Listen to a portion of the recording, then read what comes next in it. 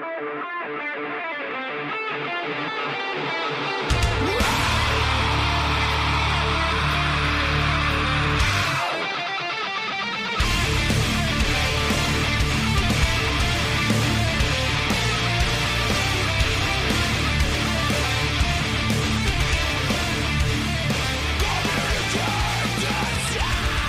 right, today is Sunday, January 20th, 2019, and this is episode 232 of the Defensive Security Podcast. My name is Jerry Bell, and joining me tonight, as always, is Mr. Andrew Callett. Good evening, Jerry. How are you, sir? I'm really good. How are you? I'm good. It's cold. I mean, not as cold as the rest of the country, but for most of the country. It is very cold here, yes. But in Atlanta, for us, it's cold. Yeah, but the good news is spring is probably only a month or less away. So, I mean, it's nothing compared to the folks getting feet of snow. So, and it's like below zero a lot of places. So I can't complain. Oh, but, absolutely, yeah. But otherwise, I'm good. We made it. We made it 2 Sundays in a row, right? For recording, which is it's almost the new record, recent record. Yep. Indeed. So just a reminder before we get any further that the thoughts and opinions we express on the show are ours and do not represent those of our employers. So first up is a little bit of bad news related. What did you do? I don't think it was me this time.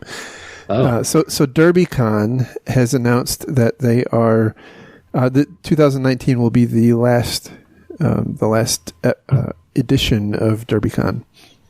So indeed, which cons come and go, but I think for you and I, DerbyCon maybe has a little bit of a special spot in our heart because it was a con that we were able to consistently go to.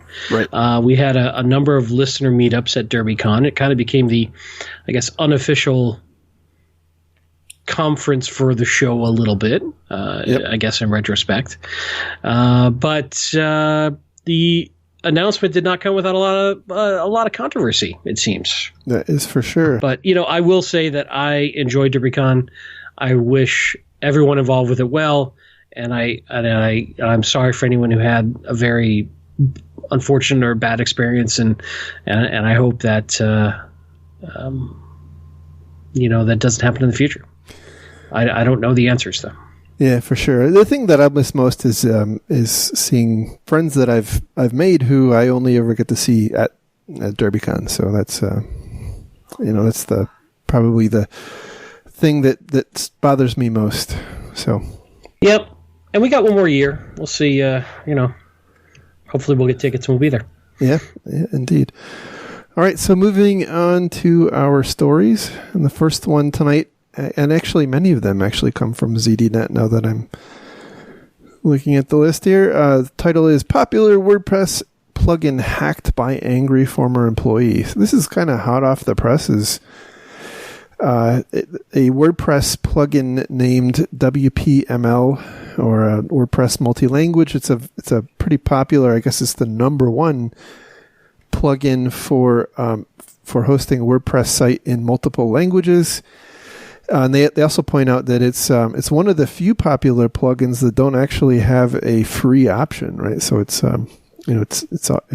for pay for everybody that wants to use it. And apparently, allegedly, a former employee, at least according to the company here that owns WPML, a former employee placed a backdoor on their website, and after he or she, not clear exactly who the former employee was, after he or she left in separated employment, used that backdoor to send out emails to customers, paying customers, saying, basically the WPML plugin has security issues. Actually claimed to be a customer, not a former employee, by the way, claiming that this former employee reported multiple security problems with the plugin, and the company didn't take them seriously, and he was actually he had hacked that company's website using the vulnerabilities that he or she had found, and then also posted something on their blog, basically kind of saying the same thing that was sent out in an email. And there were lots of Twitter examples of Twitter posts asking the company, what's going on? Why did I get this email? So kind of an interesting insider threat situation here. Yeah, this is a tough one when you've got trusted insiders who have access. They can, if they go rogue, bad stuff can happen, and it could have been a lot worse. Yeah, it absolutely could have been a lot worse. They now the company is saying that the person didn't monkey with the actual plugin. And by the way, if you read some of the Twitter back and forth, Twitter exchanges, you kind of get the sense that some of the customers are a little skeptical of the company's claims that there aren't problems with the plugin. So, yeah. So it's kind of a PR. So problem. The company may be downplaying the consequence here. Well, no, I think the issue is that so you get you're a customer of WPML, you get an email from someone claiming to to have hacked the company's website using vulnerabilities they reported to the company but were ignored. And then the company comes back and says, no, there's no vulnerabilities. It's it's a disgruntled former employee. My point was that some of these customers are kind of skeptical that the company might not be telling the truth, even if they are. That was my point. So it's a kind of a PR, gotcha.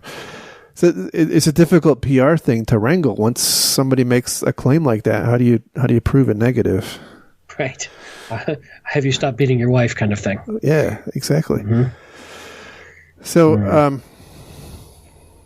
so anyway, I will tell you that, and I've said this throughout the time I've been running the show. I think IT people have long been viewed as, and I don't know the particular role that this person had, but obviously he or she had seemed to have access to the website of this company. So I'm assuming they were in some kind of administrator IT type role. Seems intuitive. And again, I don't know how big this organization is. They had 600,000 paying customers. That doesn't sound too small to me. But IT people, I think, have long been viewed as being above reproach or above suspicion, and I'm not sure that's always true. So as we are designing our security programs, I think oftentimes that aspect doesn't really get baked in. Is it that they're judges beyond reproach, or that the solutions to deal with a potential rogue insider are so expensive and onerous that most people just say, I'm going to take the risk? I don't, maybe so. I'm not sure that calculus is often even thought about, though. In my experience, it's, people think about the, what are the users going to do? We got to get rid of the, you got to handle the users, and you got to protect the company against the users, and the IT people are kind of afterthoughts.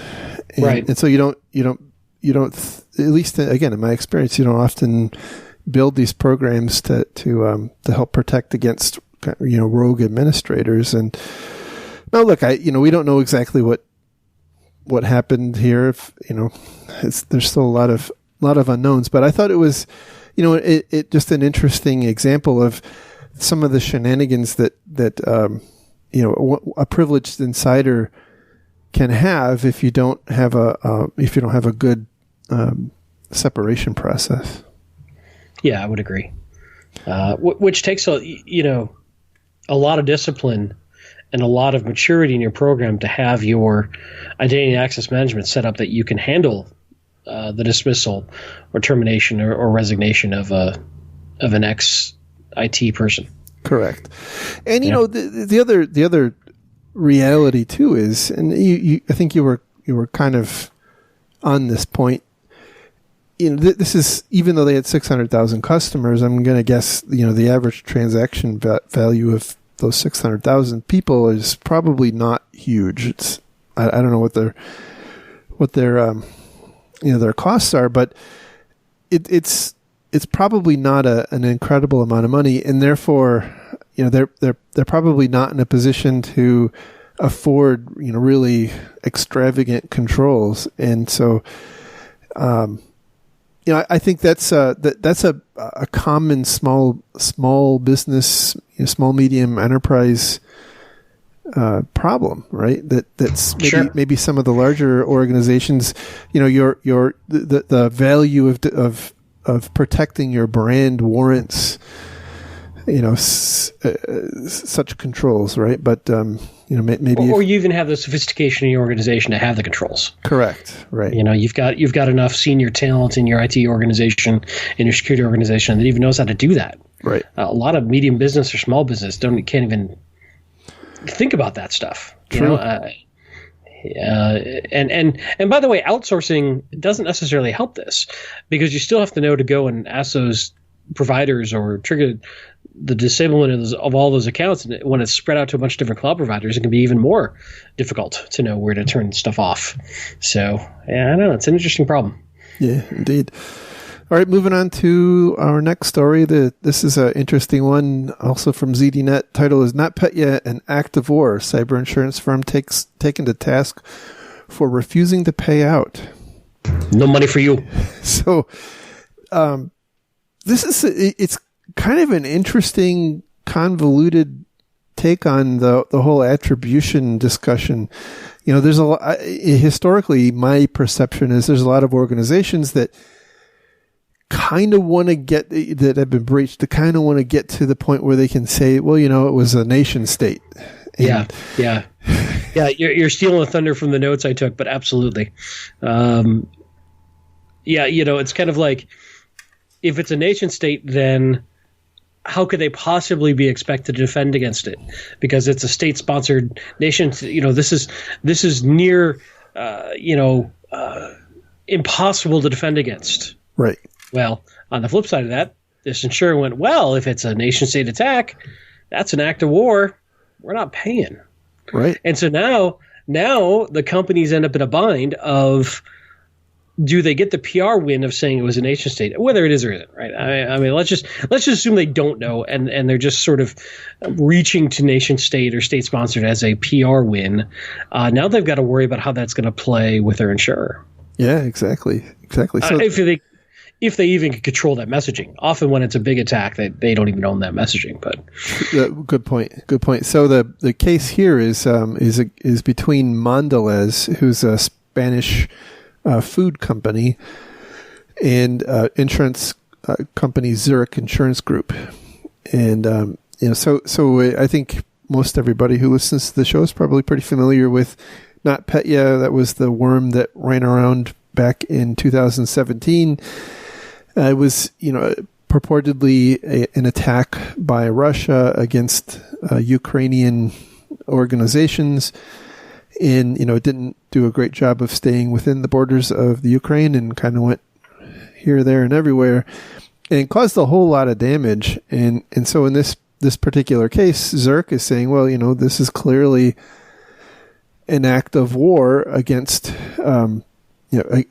from Russia against the Ukraine, and, you're kind of collateral damage, and our policy excludes such things.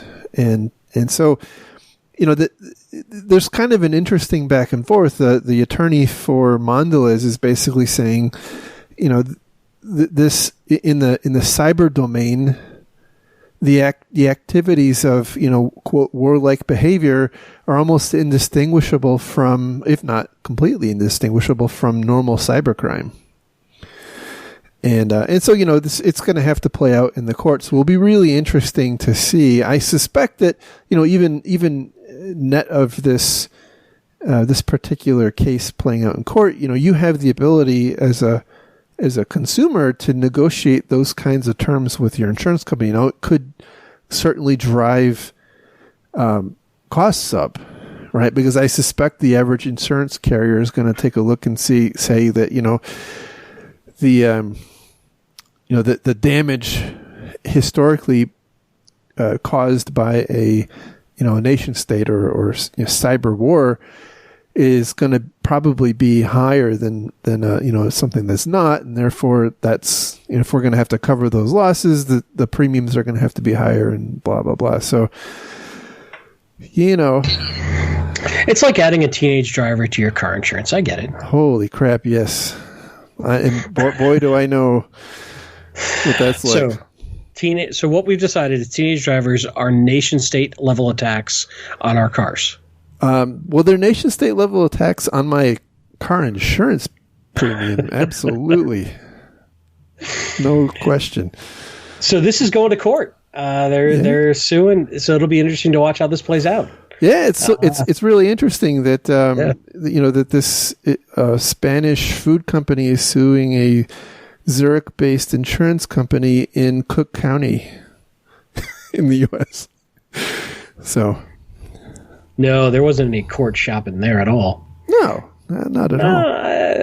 That's going to be interesting to see how they can argue whatever the term is for being the proper venue. Jurisdiction, yeah. $100 million. Yeah, $100 million.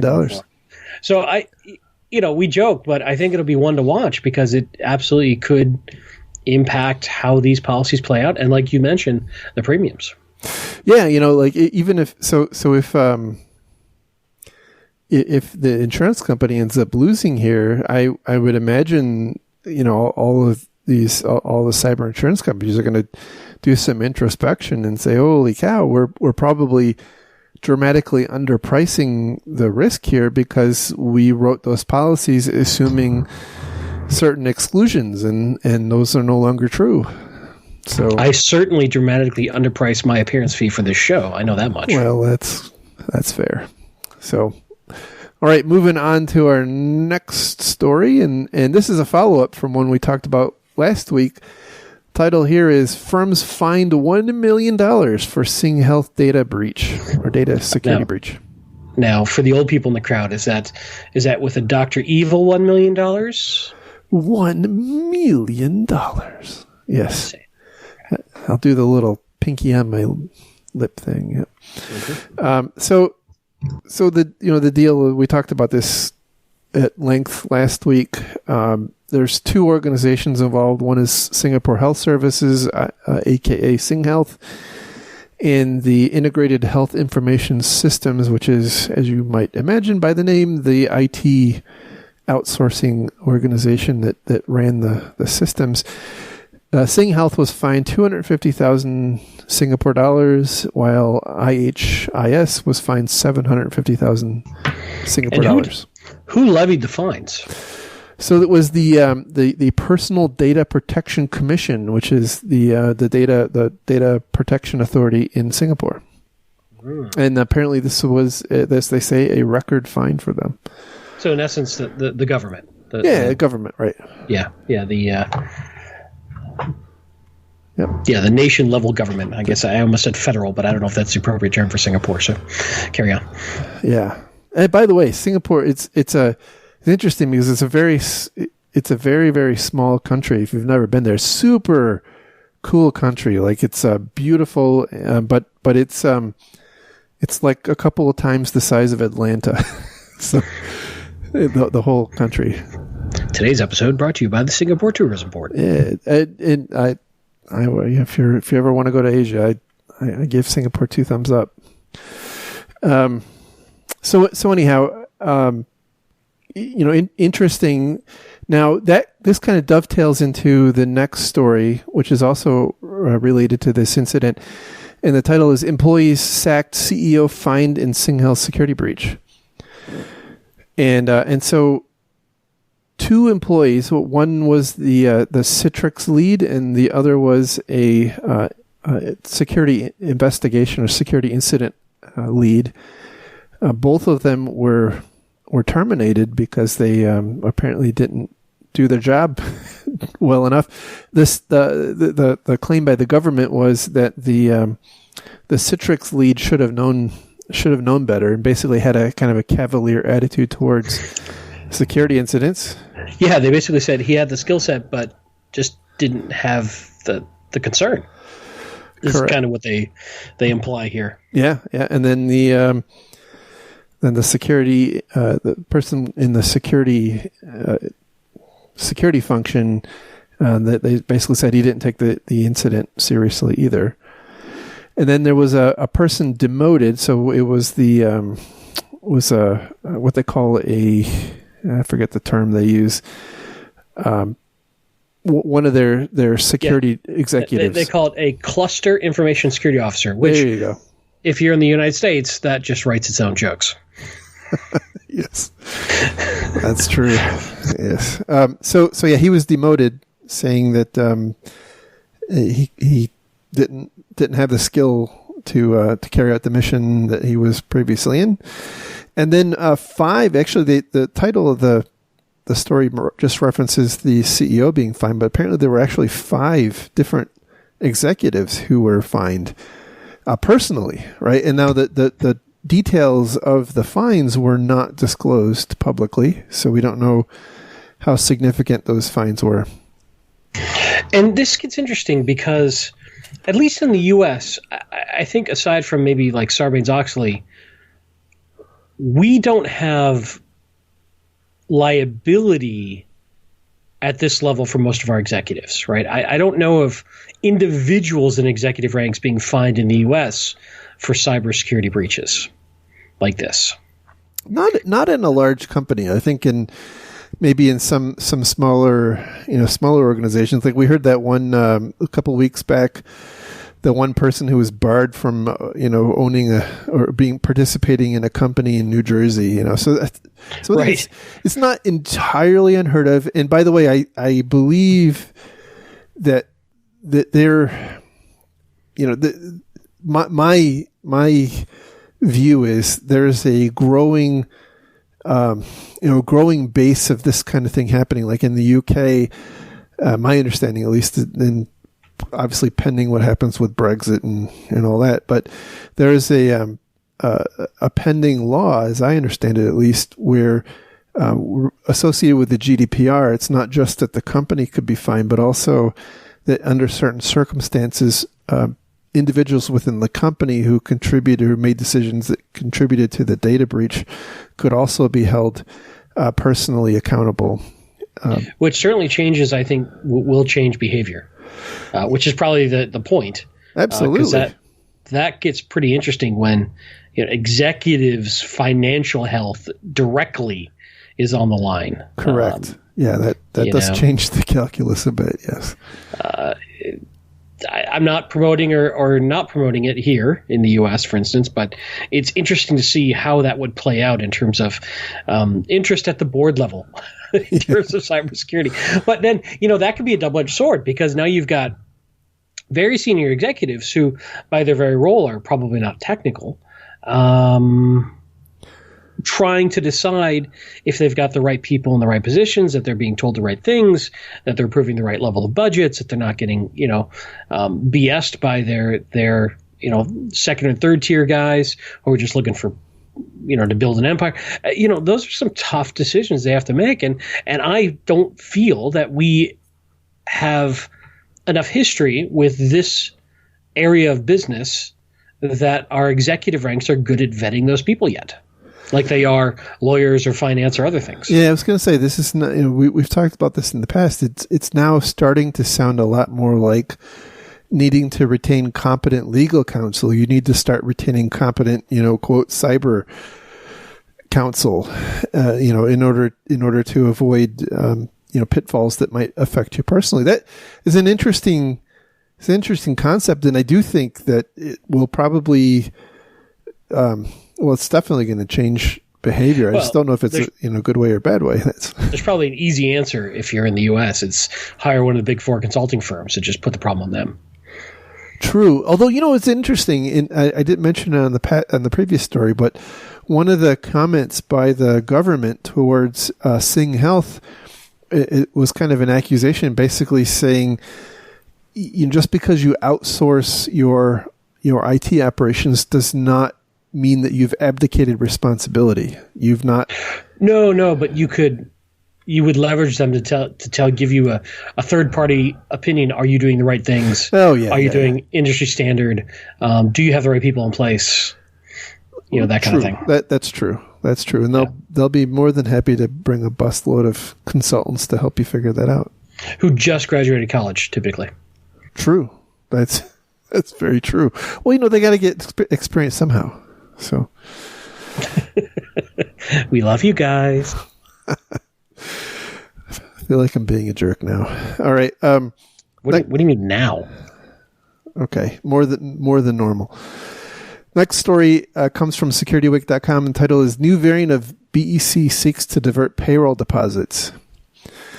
These are clever bastards, I got to tell you. So, yep. So we've talked about business email compromises quite a lot in the past and how a lot of these scams work. They are often associated with phony acquisitions of companies, and sometimes they result in the HR department sending the criminals a list of W-2s and other bad stuff. But here's a new take, which I thought was kind of something to make sure is on your radar.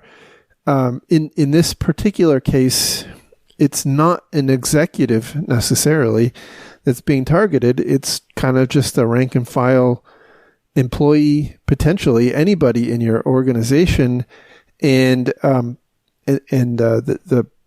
criminal uses the email of the victim to send an email to the company's HR department saying, "I've changed banks.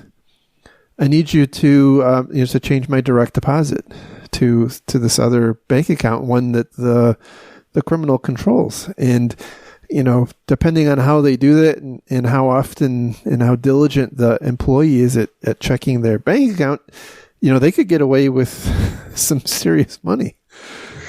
Yeah, again, it's convincing a powerful employee to divert money where it doesn't belong. Right. And it's it's just a little more clever. So instead of going for millions of dollars, they're going for a couple thousand here and there. Yeah. Yeah, and they do point out in the article, but not in the report that they cite. They actually point out this concept, which I thought was pretty clever if you could pull it off, and that would be trying to set up a fake employee. Right. And so they point out that, like, okay, so if you were to target this scam against a senior executive at a company, you would stand to make the most amount of money because they probably are the highest paid in the company. But by the way, you would almost certainly get caught right away. Sure. Right.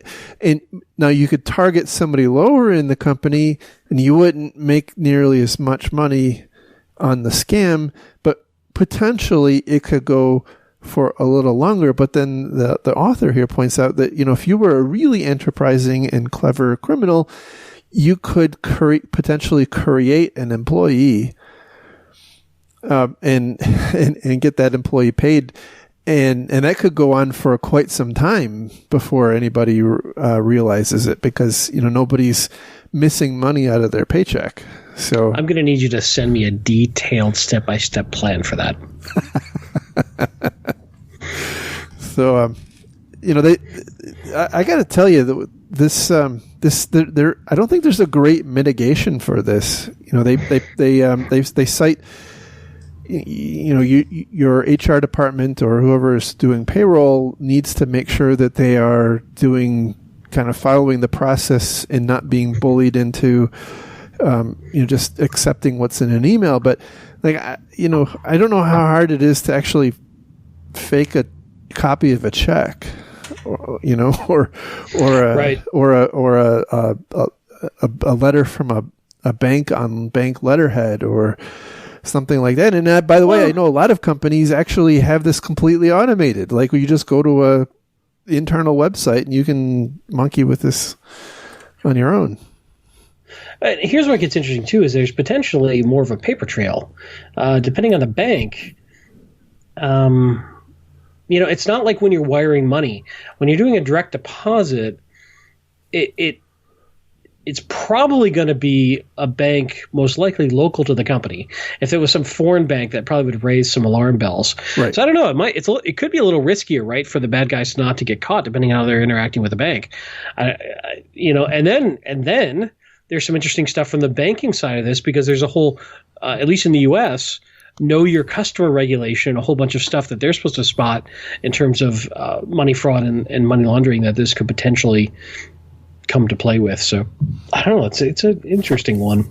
Yeah, I think the criminals have a pretty good way of working around those kinds of things by a lot of those work at home job scams are in support of crap like this, where you take an otherwise unwitting person and you pay them to go and open a bank account, and then you use that bank account and then you transfer the money. They're kind of unknowingly complicit in crimes. So yeah, I think what it goes down to is just don't trust unauthenticated internal systems. Yes. Don't trust it via email. Say, well, why don't you log into your HR portal and update us that way, or whatever it is that hopefully you have some system to use. Right. With your quad factor authentication. Absolutely. All right, and then our last story for today comes from ZDNet, and the title is Oklahoma Government Data Leak Exposes FBI Investigation Records, Millions of Department Files. Oops. Yeah, so this is another situation where UpGuard and the magical fingers of Chris Vickery has uncovered a trove of data sitting out on the internet. Now, apparently it's... So can we start saying that, like, Brian Krebs is our IDS, Chris Vickery is our DLP? I think that's right. I think that's absolutely right. Yes. I will work on the T-shirts. Yes. Chris Vickery is our DLP. So unlike most previous incidents that we've talked about where Chris and his company have found it, this is not apparently a open S3 bucket. This is apparently a system that exists on the Oklahoma Department of Security's network. And now I got to tell you, the way that this was described as being exposed to the internet, and then the response from the Oklahoma government is kind of odd, right? So apparently this was this data, like multiple as they say, multiple terabytes of data that span the period from 1986 to 2016, including like gigabytes of Outlook PST files and virtual machine VMDK files and all sorts of stuff, including as they say in the headline here, information related to FBI investigations. Apparently, this was exposed via what they call an open rsync service, and then the response from the government is that this was exposed as they were changing a firewall.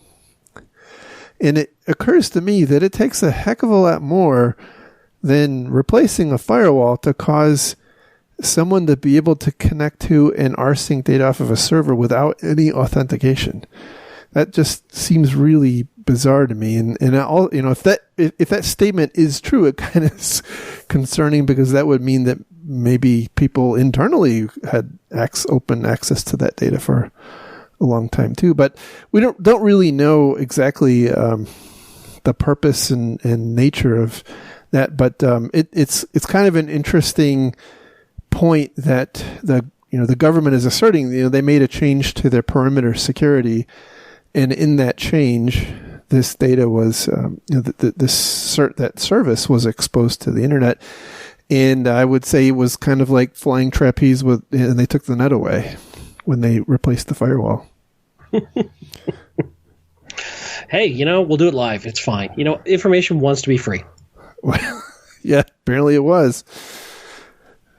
So they found it on, I guess it was exposed, according to Shodan, it was exposed on November 30th. They reported it or they discovered it on December 7th and then reported it on December 8th. And then I guess it was taken down, to their credit, it was taken down later that same day. So they actually did respond quickly.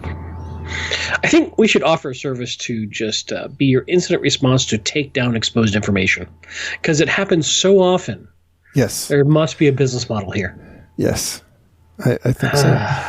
But I think that's what UpGuard does, actually. Yeah, no, you're right. I think that's their business. I'll just keep trying to find me a secondary line of income. It's just not working out for me. But, this, as much as we make fun of this happens all the time. Especially we're seeing it more and more as folks go to the cloud. And best I can tell, we just have a lot of folks out there running around achieving IT goals, not understanding the risks they're incurring or the potential exposure they're incurring with these huge data sets.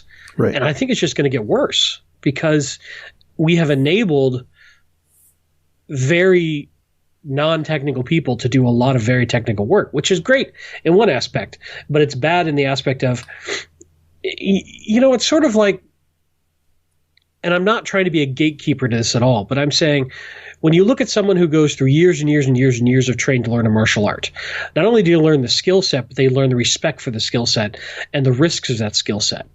When you download, martial arts skill set into somebody's brain, they don't go through that maturity and tempering phase to learn how to use that skill set responsibly. Mm-hmm. And this is a danger that we're running into right now, where our skill set to work with very sensitive data and expose it unwittingly is now being pushed to folks who probably have never gone through the pain to understand why that's dangerous. Yeah, yeah. And I'm not trying to say only the wizened graybeards can do this, but I'm just saying that this is an unforeseen consequence of making IT infrastructure build out so easy and quick.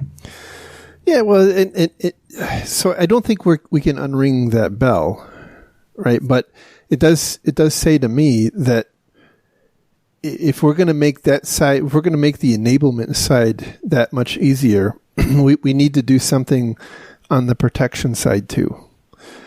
There needs to be some something to help keep people from shooting themselves in the foot unknowingly, because it's very clear to me that that hasn't been happening. Now, I think, to Amazon's credit, I think they've been making a number of different changes that are making it more and more difficult to unintentionally expose S3 buckets. But, yeah, I think the other major cloud providers are probably doing the same, just not. They don't get the same level of press as I think Amazon's had such a string. Their success has wrought such a string of issues. Yeah, absolutely. Absolutely. I mean, it wasn't right. I mean, I think Amazon was just a victim of circumstance or a victim of their own success in that perspective. But, but I think that the trend certainly is, especially, with cloud and DevOps and everything else, the trend is towards IT being a higher value, right? So focusing more on business problems and less on infrastructure, and that certainly is intuitive because we're IT is just maturing. It's becoming commodity, and it's in order it kind of fundamental IT is no longer a big competitive advantage. It's kind of just assumed to be there. So now companies have to really look for, look up the stack, basically, as they say, for that competitive advantage. And that means that we're focusing more and more of our energy and our IT spend in those higher, tiers, application and whatnot. And that comes at the expense, and at least as far as I can see, in people who really understand the stuff lower down in the stack, because a lot of that's just being automated. And Right. Well, while that's fine, right, we have to make sure that those tools are not only encompass that automation, but also the security. And that's where I think things have not been where they need to be. And it's completely doable, by the way. That if you set up your templates and your policies properly with security in mind, and only allow your organization to go and play in the environment that you set up, you're fine. Right. There's nothing inherently wrong with these services from a security standpoint. It's knowing how to set that up properly, like anything else. The thing is that if somebody with a credit card and a budget authorization can go out and spin up something on their own without anybody else in IT or security knowing about it, then you get in trouble. Yeah, and further to that, I think in a lot of organizations we kind of force them to go off and do that because it's too painful. Sure. To quote work through the process, and so now I've been incentive as a business person to go and just kind of skirt past the hey the boss, security IT told me it would take 6 months. I got it done in a week. Right. Aren't I awesome? Exactly. Completely understood. And to the point now where there are vendors out there pitching services that will watch your internet traffic to find unauthorized cloud providers that are being used by your staff. Right. So we have gotten to an interesting world as we've made it easier and yet made it scarier at the same time. Yes, indeed. So thus concludes another episode of the Defensive Security Podcast. You can find links to all the stuff we talked about on our website at www.defensivesecurity.org. You can follow the show on Twitter at DefensiveSec. You can follow Mr. Khaled on Twitter at Lurg and me on Twitter at MaliciousLink. Any closing thoughts, Mr. Khaled? I want to say thank you to our Patreon donors. You guys are awesome. If you like the show, give us some internet points on iTunes or wherever you rate and listen to podcasts. We appreciate that. It motivates us to keep going. And if you don't like the show, tell us why on a private email that no one else can see. Correct. Using positive language, yes. And thank you as always for listening to us on a mostly weekly basis ramble about random stuff. Absolutely. All right. Take care. We'll talk again soon. Bye-bye. Have a good Bye. week.